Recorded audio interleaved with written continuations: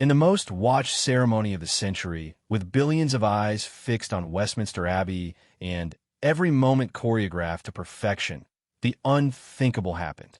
As King Charles III placed the St. Edward's crown upon his head, becoming the oldest monarch ever crowned in British history, a different kind of drama was unfolding behind palace walls.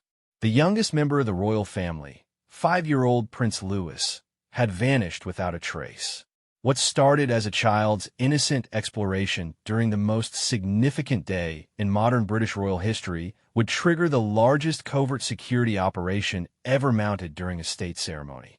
Palace staff, royal protection officers, and even members of the royal family themselves would find their carefully planned day transformed into a desperate search mission that threatened to overshadow the very coronation itself.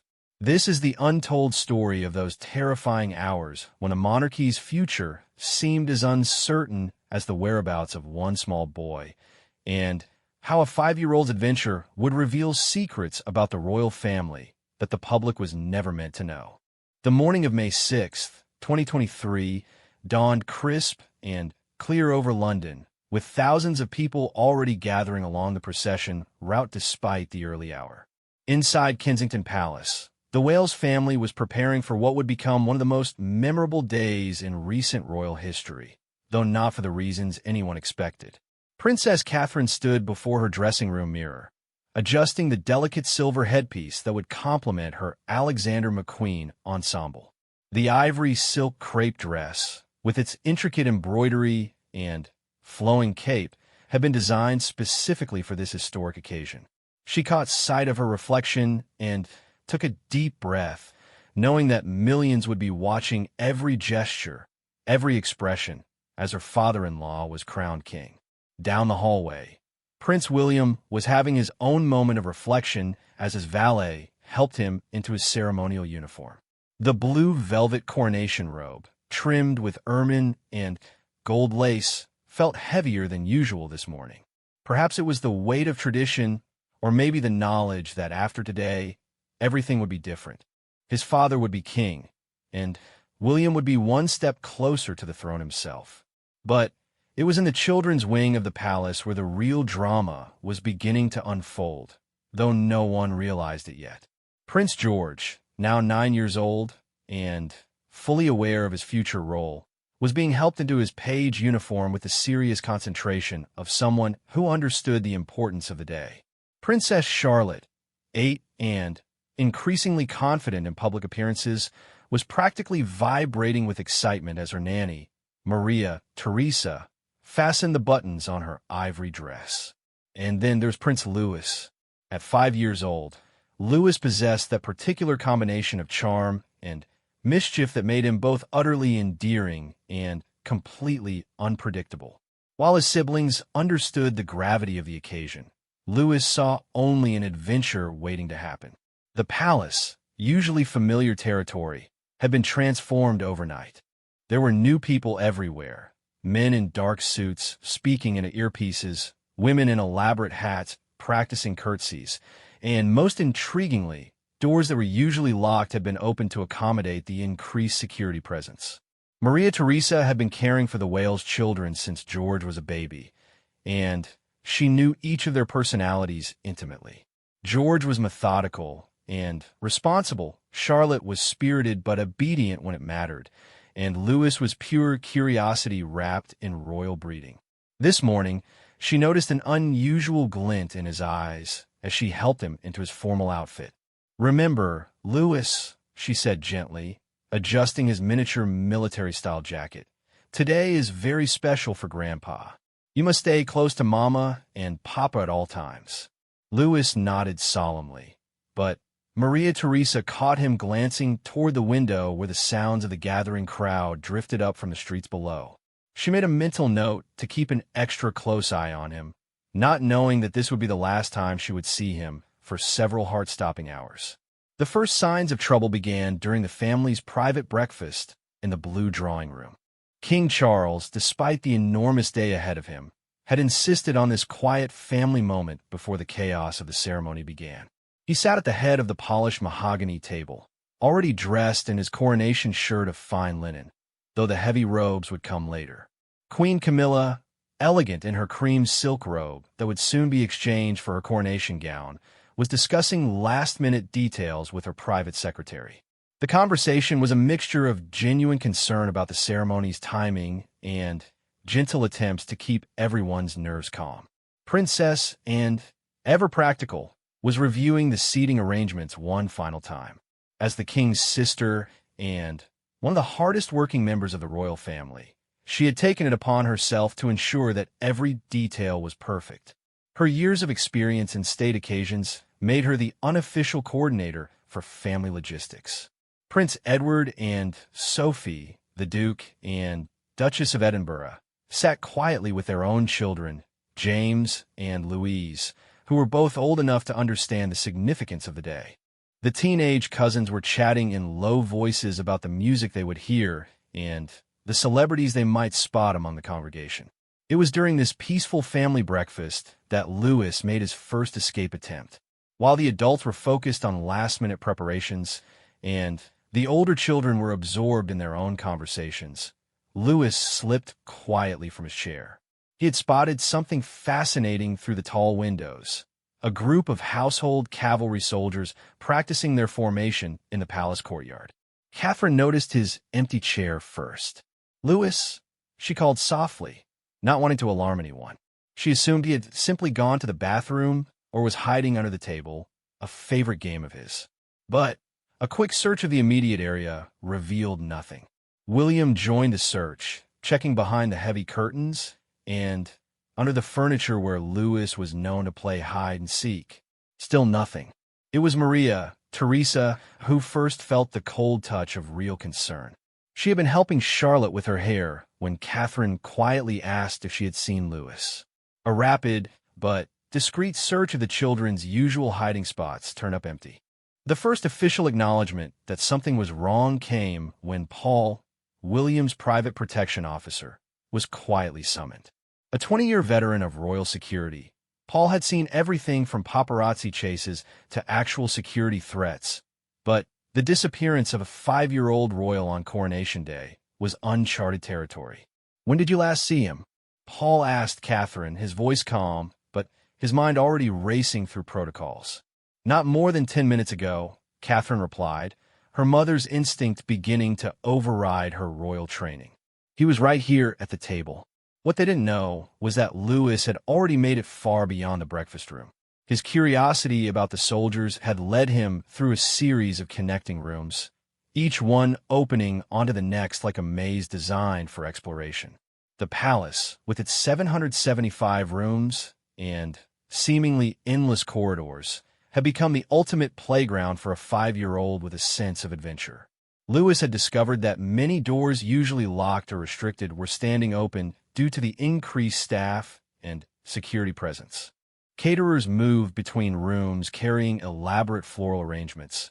Extra security personnel were stationed at intervals throughout the building, and various officials were conducting last-minute inspections of the route the royal family would take to Westminster Abbey. In the confusion and activity, one small boy in formal dress could move surprisingly undetected. His first major discovery was the state dining room, which had been set up as a temporary command center for the security operation. Multiple television screens showed feeds from cameras positioned throughout London, monitoring everything from the crowds along the Mall to the interior of Westminster Abbey. Louis stood transfixed by the moving images, watching as thousands of people filled the streets that he normally saw empty from his bedroom window. A security officer noticed him after several minutes. "Shouldn't you be getting ready, young sir?" the man asked kindly, not immediately recognizing the significance of finding Prince Louis unaccompanied in a restricted area. "I'm watching the people," Louis replied with the straightforward honesty of childhood. "There are so many of them." The officer smiled and was about to escort Louis back when his radio crackled with an urgent message. A potential security concern had been identified among the crowds, requiring immediate attention. In the moment of distraction that followed, Louis simply walked away, disappearing through another doorway while the officer dealt with the radio communication. By now, The search back in the blue drawing room had expanded. Palace staff were being quietly questioned, and a systematic search of the immediate area was underway. King Charles, despite the enormous pressure of his own preparations, had been discreetly informed of the situation. Children have a remarkable ability to find the most inconvenient times for adventures, he said calmly, though those who knew him well could detect the underlying concern in his voice. He'll turn up. Louis always does. But, privately, Charles was remembering his own childhood explorations of Buckingham Palace and Windsor Castle. He knew better than anyone how easy it was for a curious child to become completely lost in the vast royal residences. The difference was that today, with heightened security and thousands of people involved in the ceremony, the potential consequences were far more serious. William was trying to maintain his composure, but Catherine could see the worry lines forming around his eyes. As parents, they had always known that raising children in the public eye came with unique challenges, but they had never imagined anything quite like this. "Should we call off the ceremony?" Catherine asked quietly, the question that everyone was thinking, but no one wanted a voice. "Absolutely not," came the immediate response from Sir Clive Alderton, the king's private secretary. "The ceremony cannot be delayed. We'll find Louis, but the coronation must proceed as planned." This decision, made in those crucial early minutes of the crisis, would shape everything that followed. The search for Prince Louis would have to be conducted in complete secrecy, with no disruption to the day's events. It was a challenge that would test every aspect of royal crisis management. Meanwhile, Louis continued his unauthorized exploration of the palace.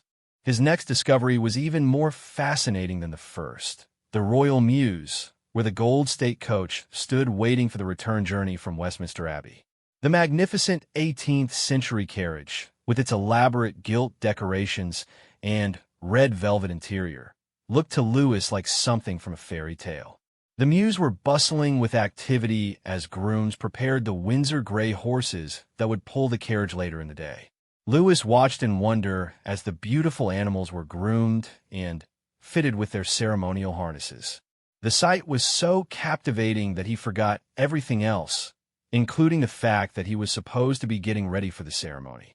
It was here, among the horses and carriages, that Louis would spend the next several hours, completely unaware that his absence had triggered the most intensive search operation in modern royal history.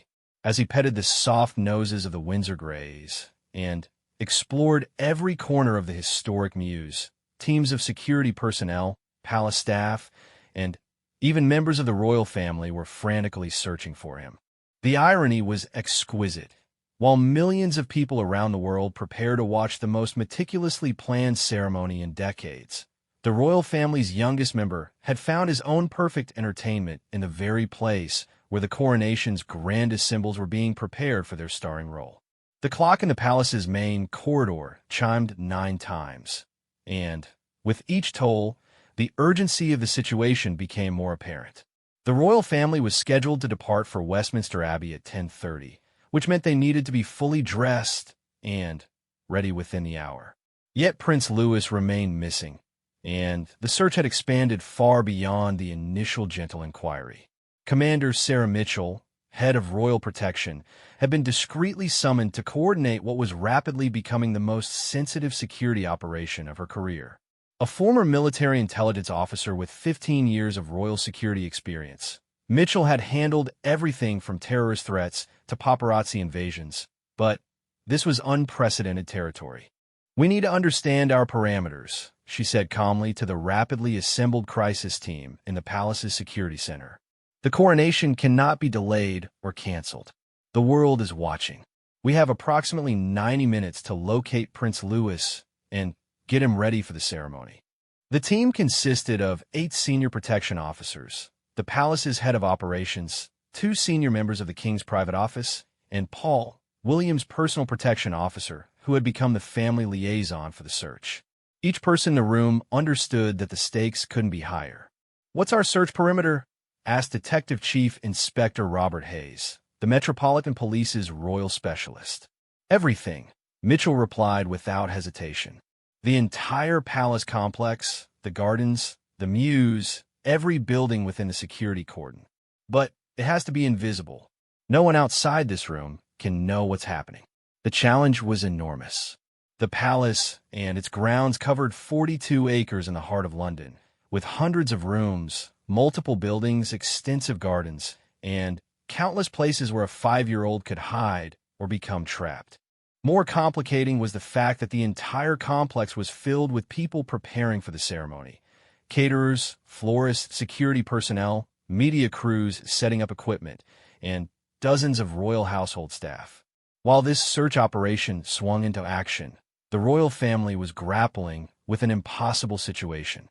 King Charles stood in his private dressing room, surrounded by the elaborate ceremonial robes he would wear for his coronation, while his dresser and private secretary tried to maintain the fiction that everything was proceeding normally. "Your Majesty, we really must begin with the coronation shirt," urged his dresser, James, who had been preparing royal ceremonial dress for over 20 years. Charles nodded absently, his mind clearly elsewhere. Through his window, he could see the crowds already gathered along the mall, hundreds of thousands of people who had traveled from around the world to witness this historic moment. Television crews from dozens of countries were broadcasting live, building anticipation for the ceremony that was now less than 2 hours away. "Any word?" he asked Sir Clive Alderton, who had been receiving updates via discreet messages on his phone. "They're expanding the search systematically," Alderton replied carefully. "Commander Mitchell is confident they'll locate him soon." But privately, Alderton was becoming increasingly concerned. The longer Louis remained missing, the more complicated the situation became. If he wasn't found in time, they would face an unprecedented choice: proceed with the coronation while a member of the royal family was missing, or acknowledge publicly that the ceremony needed to be delayed. In the Wales private quarters, Catherine was struggling to maintain her composure while getting Charlotte ready for the ceremony. Her daughter's excited chatter about the beautiful abbey and all the important people they would see felt surreal against the backdrop of her missing son. "Mama, where is Louis?" Charlotte asked with the directness of an 8-year-old. "Maria said he was getting his special clothes on, but I haven't seen him." Catherine knelt down to her daughter's level, trying to project calm reassurance. "Louis is somewhere in the palace, sweetheart. You know how he likes to explore. The grown-ups are looking for him, and we'll find him very soon." But even as she spoke the words, Catherine felt her maternal instincts screaming that something was seriously wrong. Louis might be adventurous and curious, but he wasn't typically defiant about important family events. He understood when something was special, and he had been excited about seeing Grandpa become king. William, meanwhile, was walking a careful line between participating in the search and maintaining his own preparations for the ceremony. As the heir to the throne, his presence at the coronation was absolutely essential. But as a father, every instinct told him to abandon everything and look for his son. "I should be out there searching," he said to Paul, his protection officer, as they stood in William's dressing room. "Sir, with respect, you have teams of professionals conducting the search," Paul replied. "Your role right now is to be ready to fulfill your duties at the ceremony. When we find Prince Louis, and we will find him, he'll need to see that you're calm and prepared." It was sound advice, but it felt impossible to follow. William found himself staring out the window at the palace grounds, wondering if Louis might be outside somewhere, perhaps fascinated by the unusual activity and unaware that anyone was looking for him. What William didn't know was that his intuition was partially correct. Louis was indeed outside, but not in the gardens where teams were systematically searching. He had made his way to the Royal Mews, where he was having what he would later describe as the best day ever. The Mews had become Louis's private wonderland. The grooms, focused on their preparations for the ceremony, had noticed the well-dressed little boy, but assumed he was one of the many royal children who often visited the horses. His confident manner and obvious familiarity with royal protocol convinced everyone that he belonged exactly where he was. "Would you like to help brush Kappa's mane?" asked Emma, one of the senior grooms, offering Louis a soft brush. Louis nodded eagerly, thrilled beyond words to be included in the important work of preparing the horses. Copper, one of the magnificent Windsor Greys, stood patiently as Louis carefully brushed his neck, following Emma's gentle instructions. "These horses are very special," Emma explained as she worked. "They're going to carry the king's carriage today after he's crowned. They've been training for months to make sure everything is perfect." Louis listened with the intense concentration he reserved for subjects that truly captured his imagination. He asked dozens of questions about the horses, their names, how they learned to walk in formation, and whether they understood how important the day was. "Do you think they're nervous?" Louis asked seriously, looking into Kappa's large, gentle eyes.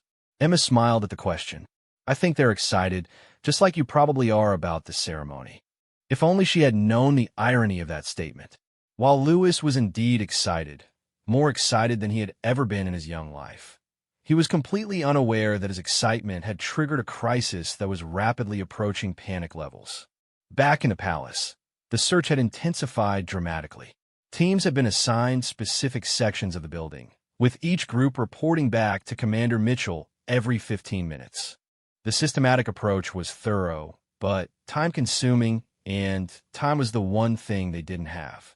"Kitchen staff have checked all food storage areas. Negative," reported one team. "Garden teams have covered the rose garden, the lake, and the helicopter landing area." Negative, came another update. "Building maintenance has checked all mechanical rooms and restricted access areas." Negative. With each negative report, the tension in the security center increased.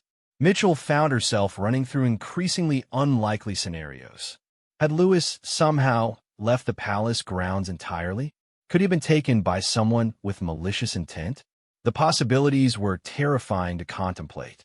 Princess, meanwhile, had quietly joined the search effort.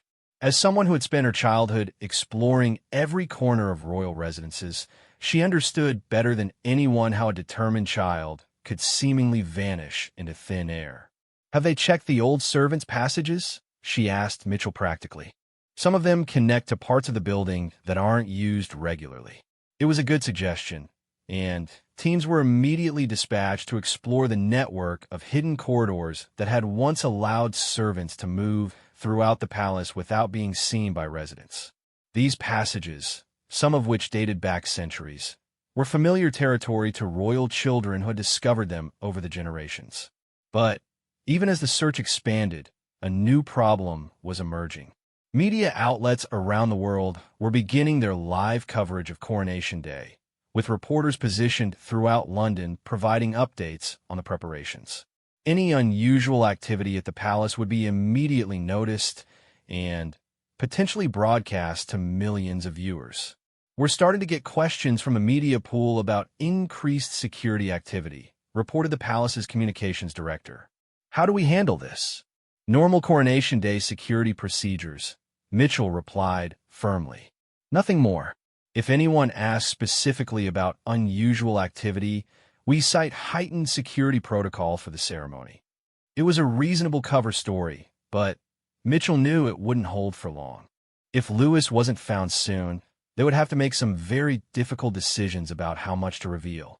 Queen Camilla, who had been trying to focus on her own preparations, finally set aside royal protocol and went directly to Catherine. She found the Princess of Wales in Charlotte's room, helping her daughter with her shoes while trying to hide her growing panic. "My dear," Camilla said gently, "I know this is terrifying, but we will find him. Children are remarkably resilient, and Louis is particularly clever." Catherine looked up with eyes that revealed the strain she was under. "I keep thinking about all the people here today, all the chaos, all the places he could be. What if something's happened to him? What if someone—" "Stop," Camilla said firmly but kindly. "We cannot let our minds go to those places. Louis is somewhere in this palace, having an adventure he'll talk about for years. The people looking for him are the best in the world at what they do." Camilla's words were comforting, but they both knew the reality of the situation. Every minute that passed made it less likely that Louis would be found in time to participate in the ceremony, and more likely that his absence would become a public issue that could overshadow the entire coronation. In the mews, completely oblivious to the crisis he had caused, Louis was experiencing pure joy. He had been allowed to help with multiple tasks, brushing horses, organizing tack, even helping to polish the brass fittings on the ceremonial harnesses. The grooms, charmed by his enthusiasm and impressed by his knowledge of horses, had effectively adopted him for the morning. "You're quite good at this," said Robert, the head groom, as Louis carefully cleaned a silver bit. "Have you worked with horses before?" "Papa takes us riding at Windsor," Louis replied proudly. "And great-granny used to let me help feed her horses sometimes." The mention of the late Queen Elizabeth, who had been renowned for her love of horses, only reinforced the groom's assumption that Louis was exactly where he was supposed to be. They had all worked with the Queen at various times and knew that she had enjoyed sharing her passion for horses with her great-grandchildren. What they didn't realize was that those great-grandchildren were currently supposed to be getting ready for the most important ceremony of their young lives, and that one of them being missing was causing the biggest security crisis of the modern royal era. As the clock approached 10, the situation reached a critical point. The royal family needed to begin their final preparations, which meant getting dressed in their full ceremonial regalia and being ready to depart for Westminster Abbey in 30 minutes. The decision could not be postponed any longer. At exactly 10:15 a.m., Commander Mitchell made the call that would define the rest of Coronation Day.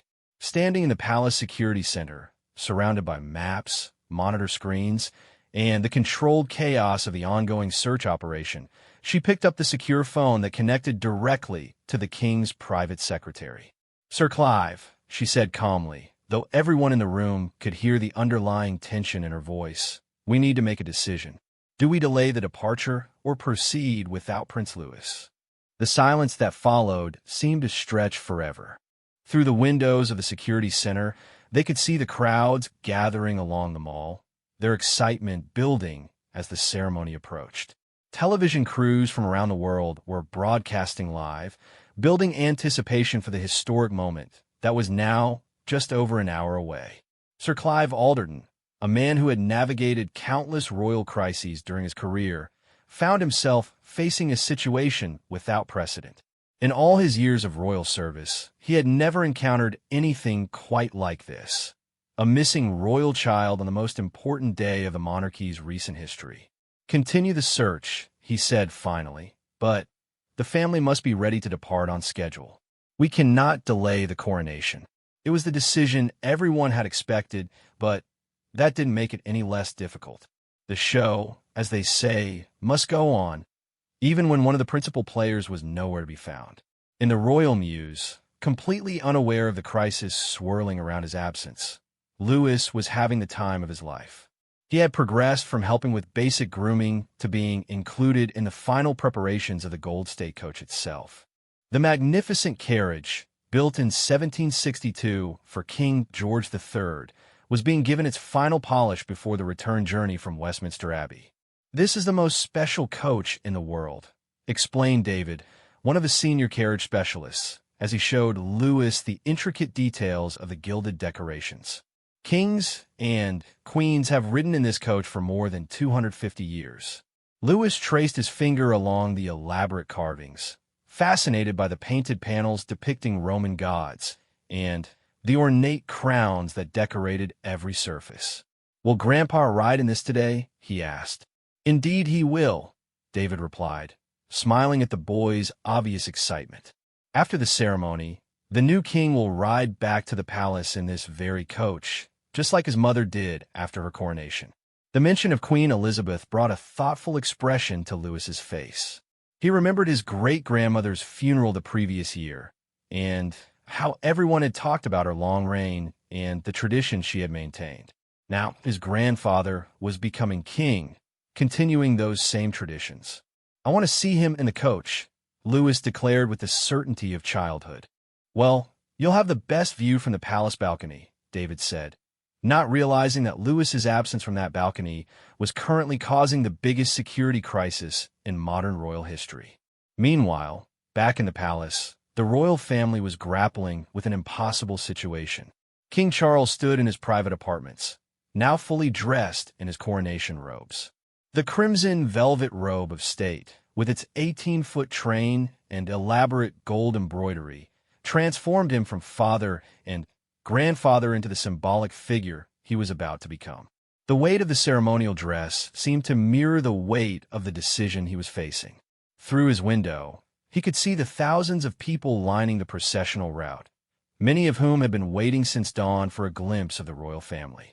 Television cameras from around the world were positioned at every vantage point, ready to broadcast every moment of the ceremony to a global audience estimated at over 2 billion people. Still no word. Charles asked Sir Clive, though he could read the answer in his private secretary's expression. "The search continues, Your Majesty," Alderton replied carefully. "Commander Mitchell has teams covering every possible location." Charles nodded slowly, his mind processing the implications. As a grandfather, every instinct told him to delay everything until Louis was found safe.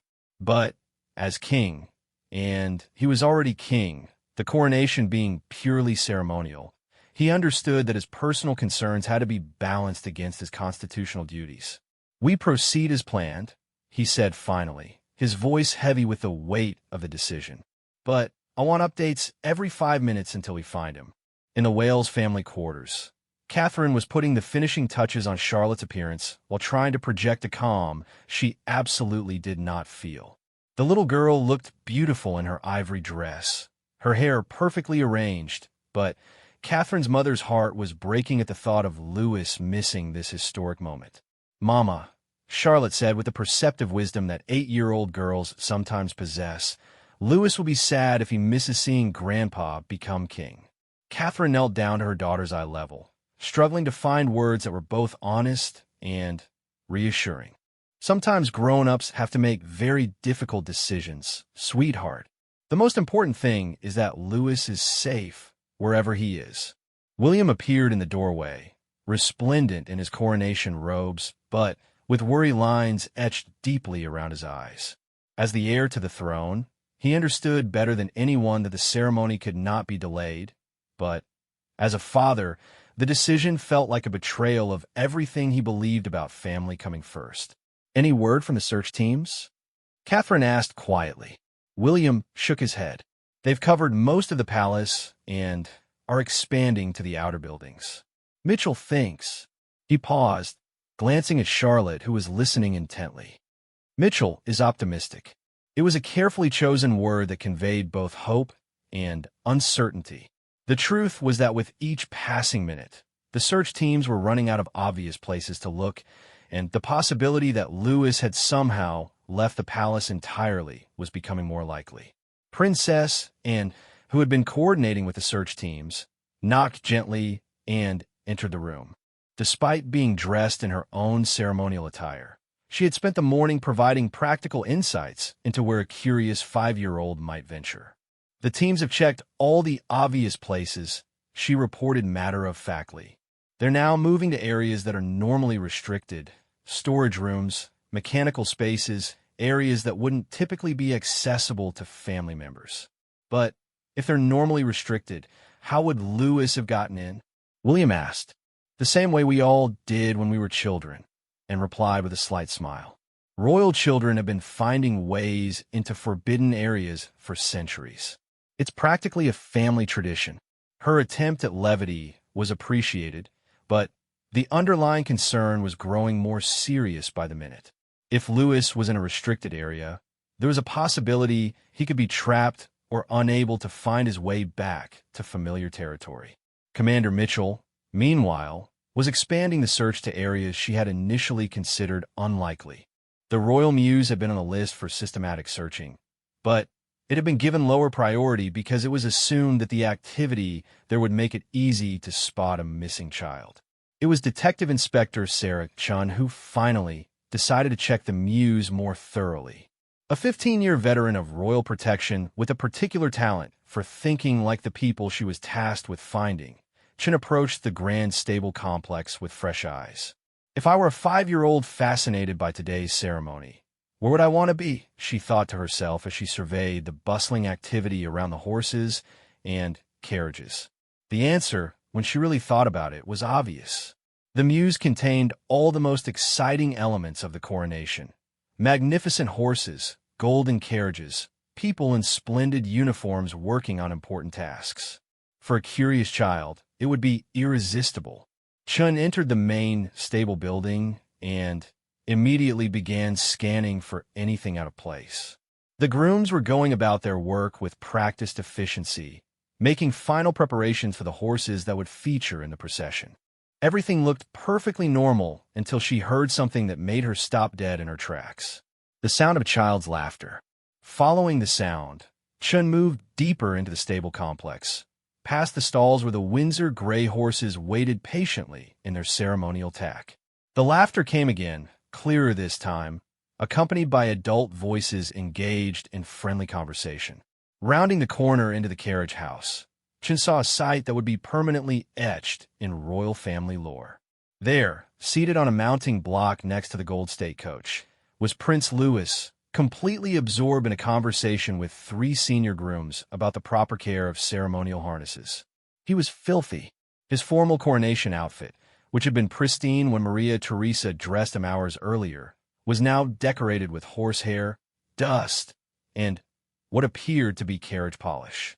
His hair, which had been carefully styled, was sticking up in several directions. His face was streaked with grime, and his hands were black from handling leather and metal. He had never looked happier. "Your Royal Highness," Chun said carefully, not wanting to startle him or create a scene that might alarm the grooms who were still unaware of the crisis his disappearance had caused. Louis looked up with bright eyes and an enormous smile. "Hello," he said cheerfully. "I've been helping get the horses ready for Grandpa's big day. Did you know that each horse has its own special brush, and you have to brush them in a particular pattern so their coats look perfect?" Chun felt a wave of relief so intense that her knees nearly buckled. After hours of searching, imagining worst-case scenarios, and watching the royal family struggle with an impossible situation, the reality was beautifully simple. Louis hadn't been kidnapped or lost or trapped somewhere dangerous. He had been exactly where a 5-year-old who loved horses and grand ceremonies would most want to be, right in the middle of the action, helping with the most important preparations of the day. "That sounds very important work," Chun replied, maintaining the serious tone that Louis's explanation deserved.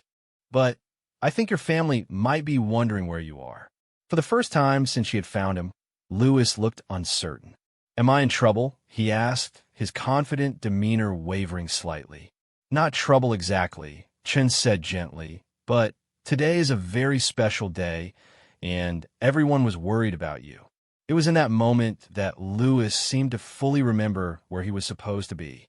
His eyes widened as he looked down at his filthy clothes, then back up at Chun with the dawning realization that he might have made a significant mistake.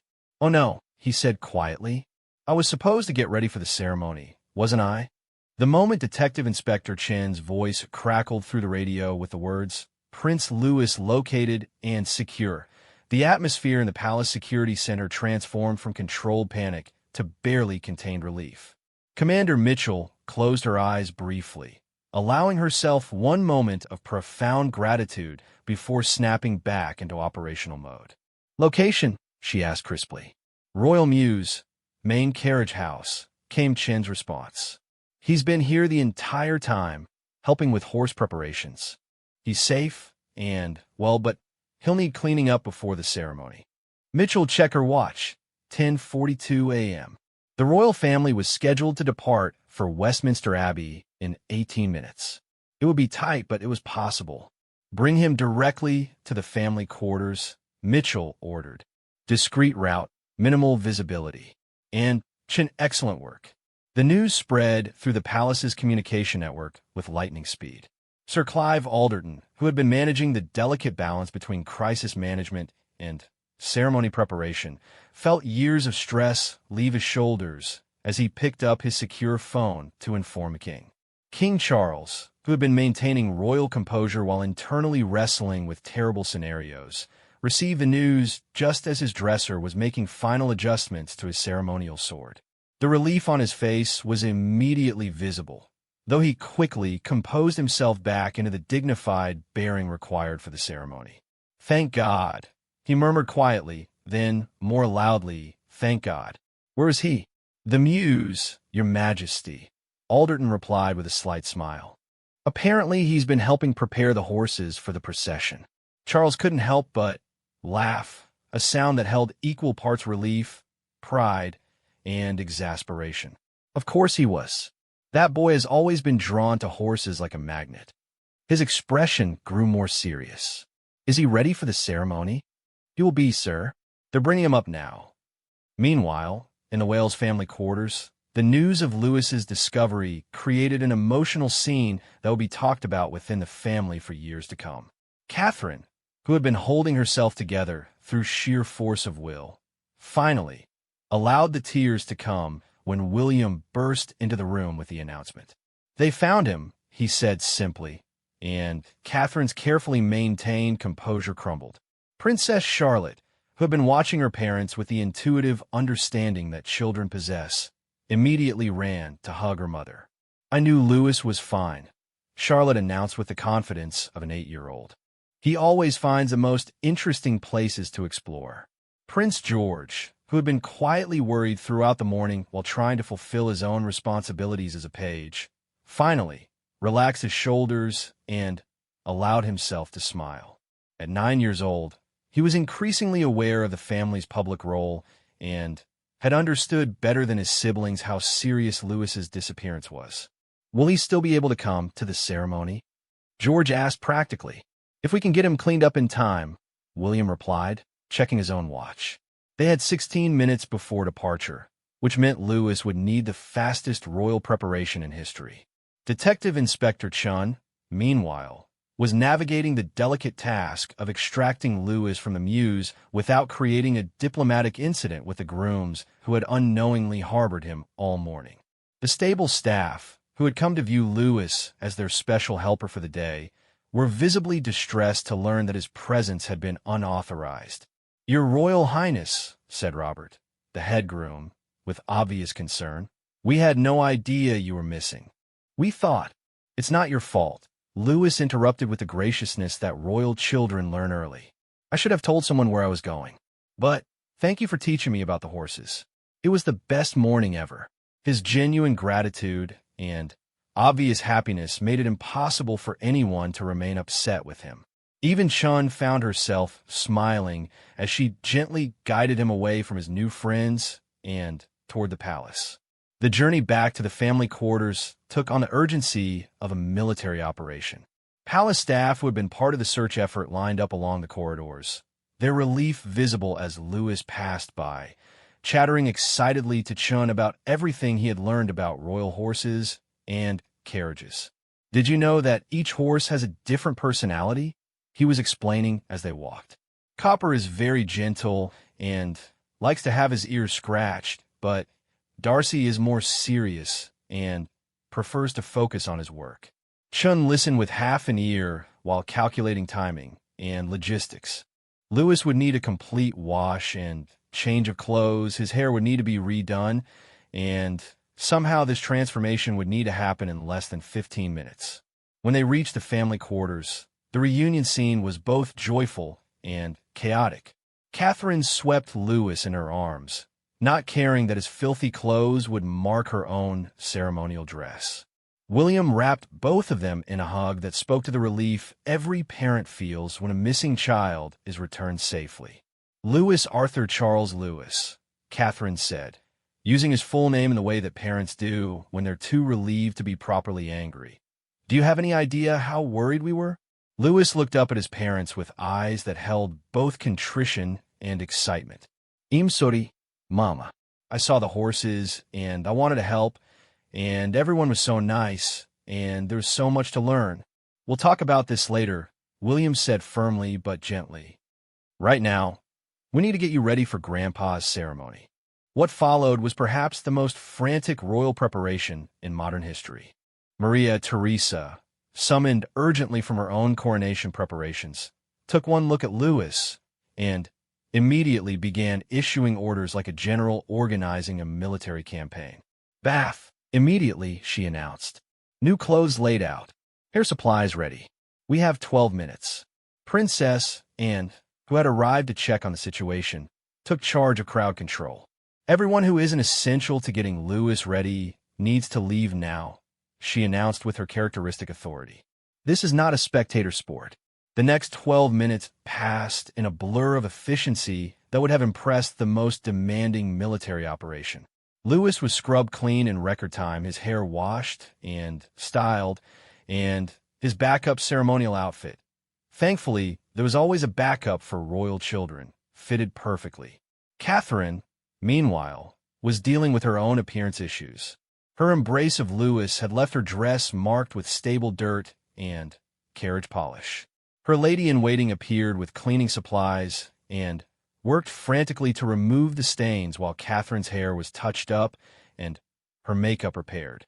2 minutes came the call from the corridor, where the equerry was monitoring the departure schedule with military precision. Louis, now clean and properly dressed, looked every inch the royal child he was supposed to be. The only evidence of his morning adventure was the excited gleam in his eyes and his eager questions about whether he would be able to see the horses again after the ceremony. "Promise me," Catherine said, kneeling down to his eye level for one final check of his appearance. "Promise me you'll stay with us for the rest of the day." "I promise, Mama," Louis replied solemnly, and something in his tone suggested he truly understood the worry he had caused. King Charles, magnificent in his coronation robes, appeared in the doorway just as the family was completing their final preparations. He took in the scene, his son and daughter-in-law still showing signs of stress, Charlotte and George standing perfectly ready in their ceremonial clothes, and Louis looking scrubbed and proper, but with an unmistakable air of suppressed excitement. "Well," the king said with a slight smile, "shall we go and get me crowned?" The procession to Westminster Abbey proceeded exactly as planned, with no indication to the watching world that anything unusual had happened that morning. The cameras captured every detail of the royal family's departure from the palace, noting Princess Charlotte's poise, Prince George's serious demeanor in his page uniform, and Prince Louis's obvious excitement as he waved to the crowds. What the cameras couldn't capture was the way Catherine kept one hand protectively on Louis's shoulder throughout the journey, or how William's eyes frequently checked to ensure all three of his children were exactly where they were supposed to be. The relief of finding Louis safely had been replaced by the determination that nothing else would go wrong on this historic day. As their carriage traveled through the streets, lined with cheering crowds, Louis pressed his face to the window with wonder. "There are so many people, Papa," he said with awe. "They've all come to see Grandpa become king," William replied, his own tension finally beginning to ease as they approached Westminster Abbey. "And they came to see us too," Charlotte added with the confidence of a child who understood her role in the grand ceremony. "Yes," William agreed, looking at his 3 children with a mixture of pride and relief. "They came to see us too." The ceremony itself proceeded flawlessly, with Prince Louis managing to sit relatively still during the most solemn moments, and providing just enough charming distraction during the longer portions to remind the world that the royal family was, at its heart, still a family. His occasional whispered questions to his mother and his obvious fascination with the elaborate rituals became some of the most beloved moments of the entire ceremony. But it was during the carriage procession back to the palace, when the newly crowned King Charles rode in the gold state coach that Louis had spent his morning helping to prepare, that the little prince's face lit up with particular joy. He waved enthusiastically from his family's carriage, but his eyes never left the magnificent golden coach and the Windsor gray horses that he now knew by name. "I helped get them ready," he whispered to Charlotte with obvious pride. "I helped make them beautiful for Grandpa's special day." And in that moment, Catherine realized that Louis's morning adventure, terrifying as it had been, would become one of those family stories that would be told and retold for generations. The day the youngest prince went missing and was found in exactly the place any child who loved horses and grand ceremonies would most want to be. The Golden State coach rolled through the streets of London with all the magnificence befitting a newly crowned king, But inside the palace, the real drama was just beginning to unfold. As the royal family returned from Westminster Abbey, the full scope of Prince Louis's morning adventure was finally coming to light, and the implications would ripple through the monarchy for months to come. Commander Sarah Mitchell stood in the Palace Security Center, surrounded by the aftermath of the most intensive search operation in modern royal history. Maps covered in red pins marked every location that had been searched, communication logs documented hundreds of radio transmissions, and team rosters showed that over 50 personnel had been involved in locating one 5-year-old boy. Preliminary debrief in 30 minutes. Mitchell announced to her assembled team, "I want a complete timeline of events, identification of every security protocol that was activated, and recommendations for preventing similar incidents in the future." The irony wasn't lost on anyone in the room.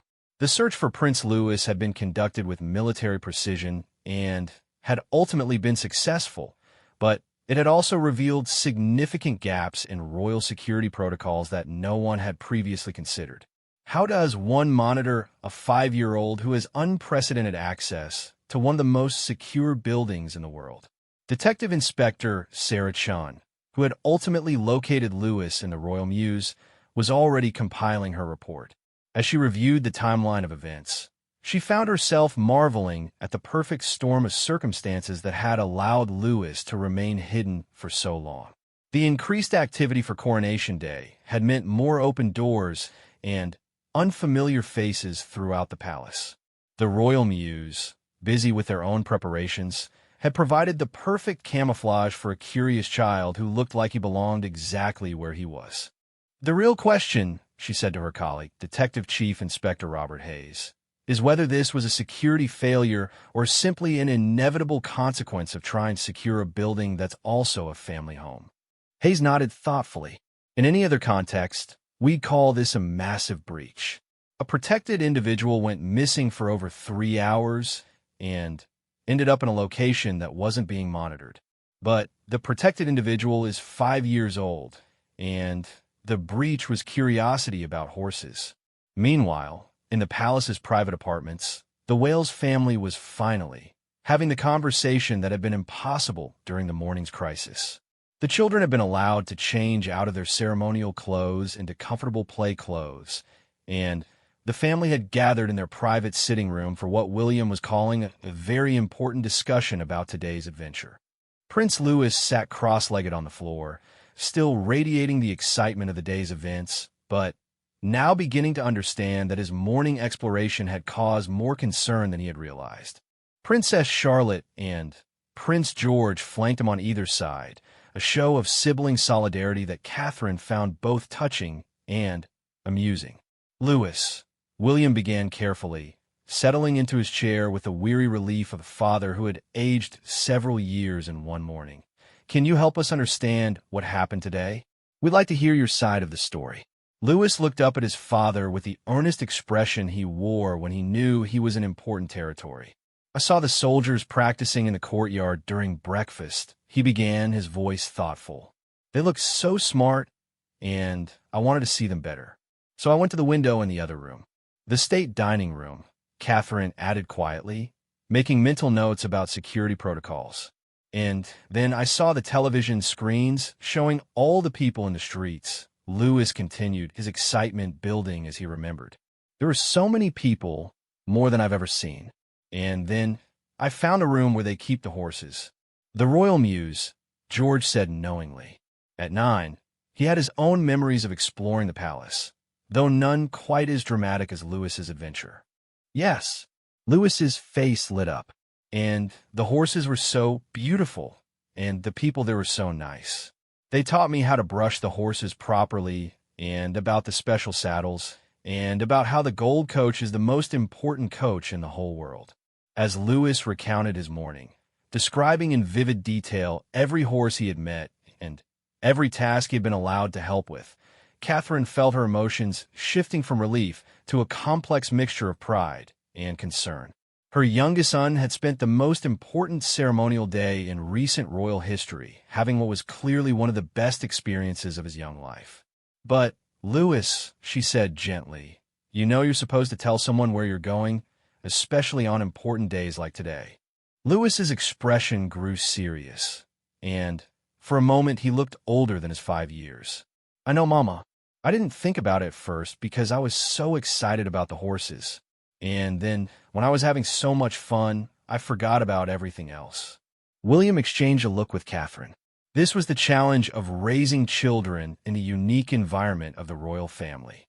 Normal parenting advice didn't quite apply when your child's disappearance could potentially affect matters of state.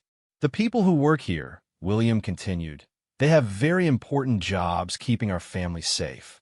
When they couldn't find you, they were very worried, and they had to spend a lot of time looking for you instead of doing their other important work. Are they angry with me? Lewis asked, his lower lip beginning to tremble slightly. No one is angry, Catherine said quickly, moving to sit beside him. Everyone was just worried because they care about you.